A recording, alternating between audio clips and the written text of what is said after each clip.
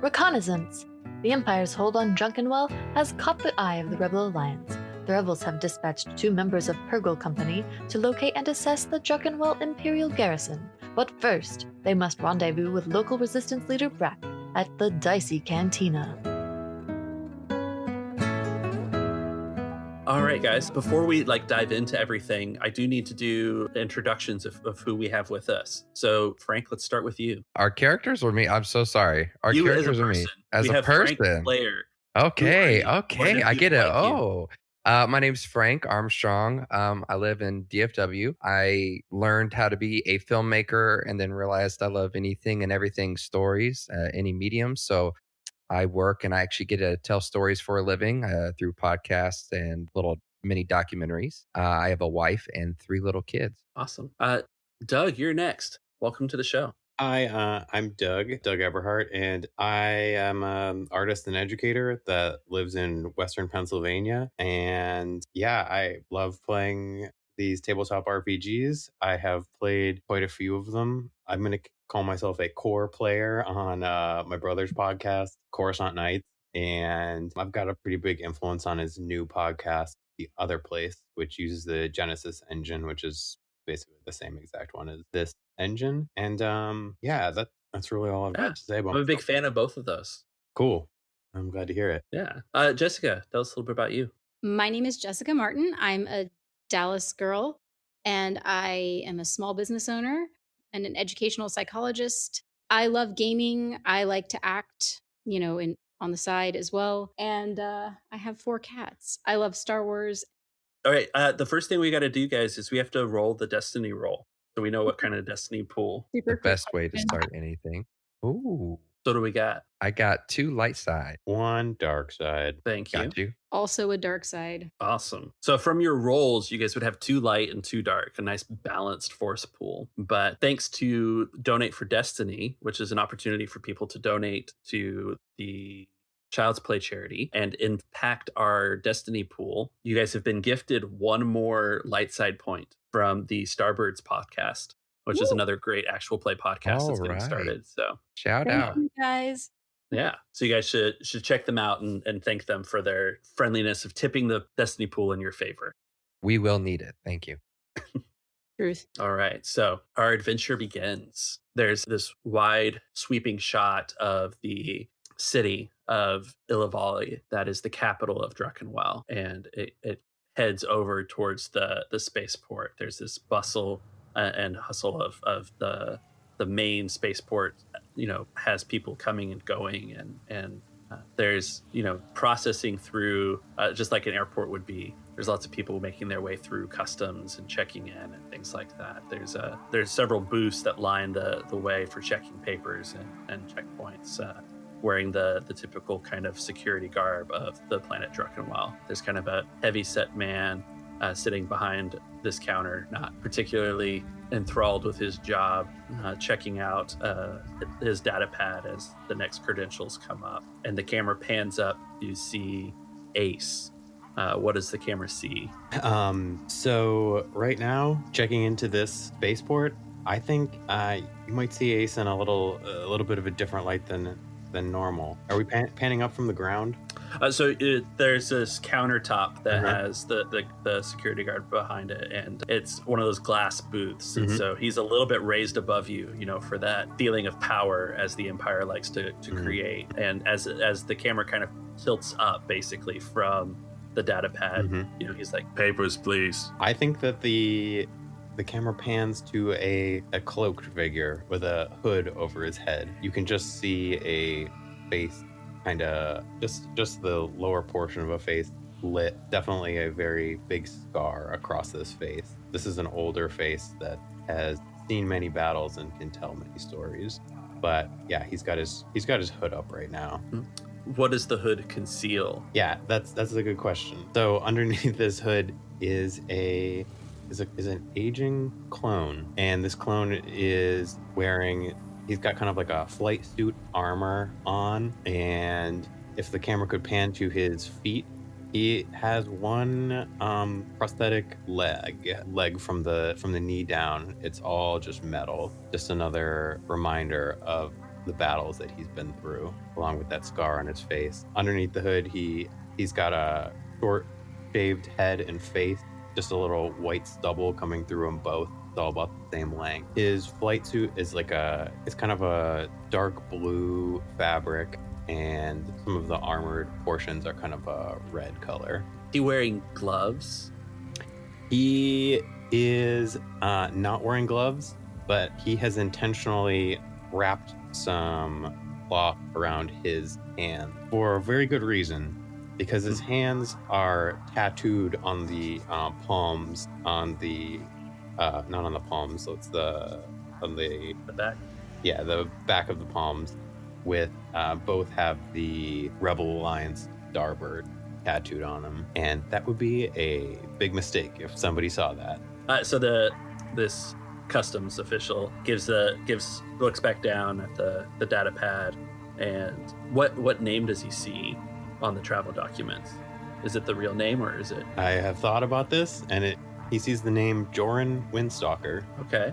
He basically pushes a button, it lights up, and the path that he's next to him turns green. It was red, green light comes on. Move along. And as this cloaked figure moves through the archway, there's another cloaked figure behind him who steps up next, and the camera kind of takes this similar look over the next figure. And Frank, what does the camera see? The camera sees a smaller than average Togruta with a cloak obscuring his eyes, with two small curved horns that curve out of the hood and slightly back towards the back of his head. He has dark red skin with very minimal white accent marks around his eyebrows and his cheek. This hood is a different hood than people probably are used to seeing. It looks more like a veil that you should be able to see through, but when you move or when you catch it from different angles, it alternates between a dark silver and black. You can't actually see through it. Kind of messes your eyes up, makes you dizzy if you look at it too long, and that's tucked into a tight, form-fitting long sleeve shirt that resembles sort of a thermal looking kind of material, which is tucked into military cargo pants and boots that are a cross between military boots, and the bottoms have really thick rubber soles that wrap around the toe and the feet, resembling climbing shoes. He has one of tails that usually Togrutas have that go across their chest, one's coming out of the hood. One is missing with a very nasty burn-like scar close to the right side of his neck. He is in all black, except for the only thing he's wearing that doesn't have black is a beaded necklace that is wrapped around his left wrist that resembles sort of looks like pearls, but they're not. And it's wrapped around and tangled around his wrist tightly, except for one small part dangles off where the beads end in a small silver triangle charm. And he is looking down, but to the side, at a group of stormtroopers trying to hear what they're talking about. The name flashes across the data pad for your travel documents. What's the name we see? The name you see that doesn't quite fit his features is Gillis Greenwood. All right. And again, this not particularly observant custom agent pushes the button, the light's green, is move along. You guys make your way through the spaceport. There's definitely pairs of stormtroopers patrolling, keeping a secure watch over it, but not really necessarily interfering with the populace. They're definitely there for show. You guys collect what belongings that you've needed to collect and head out the main doors of the spaceport. I think Ace probably gives Zach like a little pat on the back, or almost like a little antagonizing kind of, just a friendly smack, and says you hanging in there, kid? You doing all right? I don't know who comes up with these names, but I can't believe they didn't blow our cover. Do I look like a Gillis to you? No. You don't look like a Gillis. To be honest, that guy at the table, he looked like he had a rough night last night. I don't think I can hardly believe we got through with that easily. I know. If that security measure is anything to, if that's kind of foreshadow anything we got, this might be an easier mission than we thought. Oh, fingers crossed. That's all we can do. That's all we can do for now. So as you guys stand out front, you hail a cab, and this green convertible speeder pulls up. So where to? You ever heard of you know where the isthmus is, right? The Central Isthmus? Yeah, that's right. We're going there. There's a cantina. I don't know how well known it is. Yeah, you guys must be new around here. The Central Isthmus is off the beaten path for everyone. I can take you as far as the entrance to it, but we're not allowed to actually enter Central Isthmus. But yeah, the Dicey Cantina is there. I can take you that far. And so he pulls out, and the city lights kind of fade behind you as the sun sets. The large buildings that make up the capital city kind of diminish in size and get smaller. You go past the suburb of Utandu that just kind of has this urban sprawl feel to it, and you can see rising up from kind of the end of the city is this large, very wide central expressway. You know, you can see cargo containers being shipped almost like the pneumatic tubes of old, but your cab veers off to the right and takes a turn underneath the part where the overpass meets the ground level. You know, things are kind of shrouded in darkness, and you can see that there's a relatively small, not relatively small, there's a blast door that's too small for a speeder, but people can kind of step in and out. There's not a lot of activity, but you get the sense that you're passing from the kind of secure, posh life into the underworld as you go through the doors. You have some directions to the cantina. It's a few blocks away, and these narrow alleyways are kind of full of people that are way more rough and tumble than the populace you saw at the spaceport. As you come to, there's kind of a turn, a bend in the road, and the road widens out a little bit more. It's this kind of disheveled, dirt-crete and disrepair road, and there's a neon sign that says Dicey Cantina on it. It stands over a kind of circular porthole that reminiscent of spaceships more than buildings that you've seen. It looks like the airlock of a blockade runner that, if the rest of the ship was there, would have to be buried deep in the marsh. There's a couple of swoopers sitting near the entrance, just kind of leaning against the wall, kind of eye you as the door opens up. And there's this kind of soft, sultry jazz that greets your ears as you guys come in. There's some booths off to your left and a bar on your right, and in the middle is a mishmash of tables that are iconic for Central Isthmus, in that Central Isthmus, it's all about making do and scavenging what you can find. So there's tables that are made out of like cogs from old space cruisers, and to your right is a bar that basically takes up that wall, and there's clearly a kitchen behind it. In the kind of back corner of where the bar meets the wall, there's a woman sitting next to essentially an old hollow player, like a CRT television version that's playing Heights and Depths reruns, and a Mirialan stands on the other side of the bar talking to this woman, cleaning a glass with his trademark smile. Right. Well, I'm getting a drink.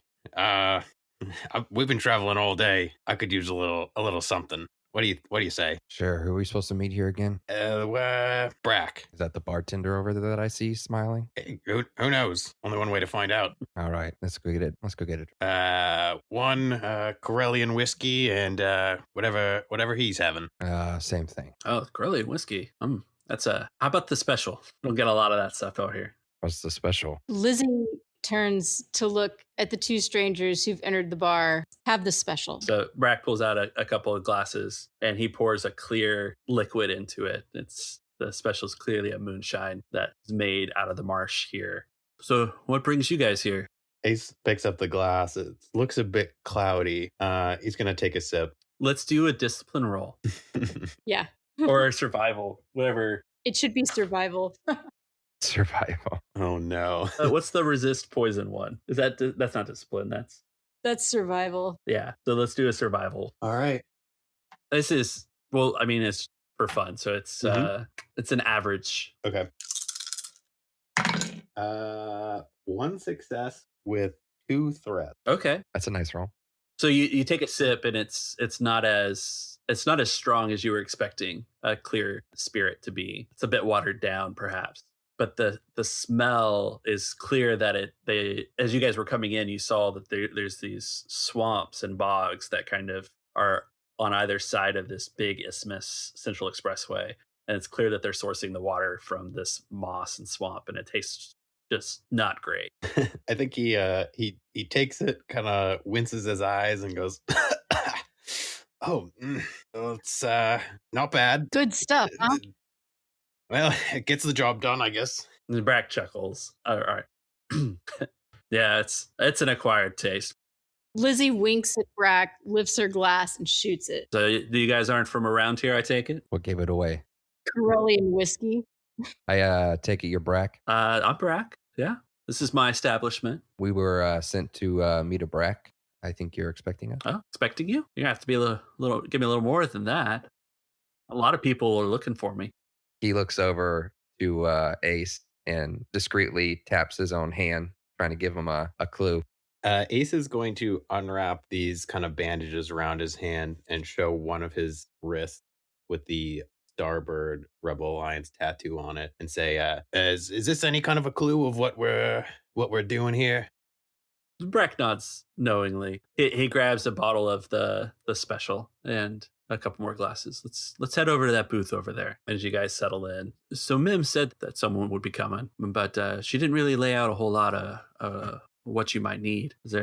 What can I do for you? Well, we're gonna need some intel. We're here to check out this imp base, right? Oh, Is there any info you can give us? Locations, just anything you can set us up with. We're gonna need that. yeah. So you're looking for the garrison then? That's right. The garrison set up in SGI Area 9. It's no cakewalk to get in there to check it out. Everything is checkpoints and papers and all of that. Worse now that the Empire's here. You guys are gonna need a cover. I've always been in favor of the direct approach. Directly shooting, blowing things up. 50% of the time, it's 50% of the best solution to most of my problems. But we're working with Zach here. He's got a different approach, and I respect a man who is a professional and knows his trade. So I'll defer to him to some extent. The direct approach would probably be off the table for you guys. We don't have much in the way of resources to take on the security that these places have. Infiltration is more of the route to go. You're going to need at least fake credentials, if not working with some of the swoopers around here. So the way I see it, you've got two options. The swoopers around here, the different gangs that we have the ability to move things the corporations don't want on the main system, so that they get in and they get out in a lot of places. They'd be an option for you. Essentially smuggle you guys in. The local ones are the Red Fang Massives, but they've got some ties to SGI. If you guys are wanting to get in there, I'd probably send you a little bit further out west to the Templars. They're not always on the up and up, but I think you could trust them. But I also know a guy, Waylene Blythe. He's a forger a few blocks from here, owns a tea shop called Blythe's Tea. He could set you up with some credentials to get you past the security, and you could walk in. Well, this is all about information, and information is power. Do you have any connections here a little more reliable than swoop gangs and criminals? Reliable in Central Isthmus? There's nothing legitimate about this place. Brac motions out towards the kind of hodgepodge cantina that he has. Lizzie, come here. You're going to want to know what's going on here. These guys are looking to get into SGI. Lizzie stops dead and turns around, and you see a solidly built woman, 5'9", 5'10", athletic, in some like charcoal gray, blackish, like utilitarian pants, and like a blue kind of cotton looking shirt underneath it. And then there's like a pretty well tailored black, like almost like a motorcycle jacket, with pockets, and it's pretty handy. She's got a blaster slung from like a black leather holster on her hip. She's wearing dark chocolate brown leather gloves and a light gray, really wide scarf around her neck that looks like it could be converted into a face covering or something like that if need be. Pretty utilitarian, heavy clothing, big boots, that type of thing. She's certainly dressed for utility rather than fashion, although anyone who looks very closely will notice that the light gray scarf is actually really nice cashmere. And her clothes fit her pretty well. They're tailored, but hand tailored. But you'd have to look pretty closely to notice that. She looks, like everybody else in this bar. She's got a mess of kind of curly, wild brown hair about chin length, and she is very intrigued about getting into SGI. So she turns on her heel, sits down, and just scooches you over, whoever's sitting on the outside of the booth, with her hip, just like make room. And All right. What's this about SGI? They're here to take a look at the Imperial garrison. Interesting. Well, it's an Imperial garrison. What's there to see? That's for us to know. We got orders. We just need to take a look. This is a scout recon mission, and it's just to gain information. Wait, is this the guy with the terrible tattoo choice on his hands? Oh, everyone's a critic. What can I say? He takes his glass and takes a big sip, eyes wincing. It just seems like a dangerous choice. I'll have to hear the story behind those tattoos later, I'm sure. This terrible tattoo choice had something to do with a drink like this. I'll tell you that. I'll bet it did. It'd have to. And Lizzie smiles and likes them a lot more all of a sudden. Yeah, Lizzie, why don't you know a bit about the area? You could show them around, keep their feet to the ground, so to speak. If you're asking me to be a tour guide, of course, my services are at your disposal. So yeah. Have you met Blythe? Lizzie, I can't recall. Have I met Blythe? No, I have not. I've heard of him. You haven't met Blythe? Oh, you should meet Blythe. I mean, you guys could take the direct approach with the Templars if you want, but Blythe's a stand-up guy. He's just a little on the pricey side. The Templars. What about them? They might not be happy to see me. Oh. I went to my thinking spot, and I had a little bit of a run-in with them last week. So I don't know that they'd recognize me, but, maybe they would. All right. What kind of trouble? Well, one of their motorcycles exploded. It was, the guy was just a terrible driver. Well, I'm no fan of the swoop gang idea. That sounds like a recipe for trouble. You say, do you trust this Blythe? Is it they have love for the Empire? What? Oh, there's no. Yeah, he's here in Central Isthmus. There's no love for the Empire here. Look, if Brac is telling you Blythe is a stand-up guy, Blythe is a stand-up guy. I don't know about you two, but I trust anything Brac says, and you should as well. Your lives may one day depend on it. What do you think, Zach? Well, the little bit of info we've been given had Brac's name on it. That's the only lead we got. I'm not a fan of trusting a swoop gang either, so I think we head over to this Templar guy. I've worked with Wayleen before. He can be a little pricey, but his work is top-notch, and his discretion is unquestionable. The Brac gives you guys directions to Blythe's tea shop. As we exit the Dicey Cantina, Lizzie explains, because clearly y'all don't know, Blythe's Tea. I have heard many good things about this place, although I've never actually been here. Usually if I'm gonna go look for tea, I have my own people who know how to spill the tea. So you mentioned that you aren't sitting really in a good situation with these people. Are you coming in with us, or is that going to cause too much of a commotion? There's no problem between me and Blythe. I was involved in a traffic accident with a swoop gang member, but Blythe isn't with the swoop gangs. We're not going to Templar territory. This is Red Fang Mastiff territory right here. You guys really don't know anything. I like that you guys were having a conversation, so I didn't interrupt to describe, but you've headed west. You haven't headed to, the home of the Templars, but you're on the edge of Templar Red Mastiff's territory. I don't have any beef with the Templars, but last week I did happen to run into them when they were on their way to run into someone else.